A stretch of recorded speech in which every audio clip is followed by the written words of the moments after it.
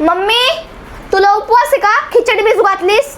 हा अगं मीच घातलंय भिजायला, आज उपवास आहे ना. मला तेवढं दे बरं वरून मस्त. आणि सगळं पापड्या बिपड्या सगळं तळत, दही नसलं ना तर दही घेऊन ये आणि मस्त ताट रेडी करून दे.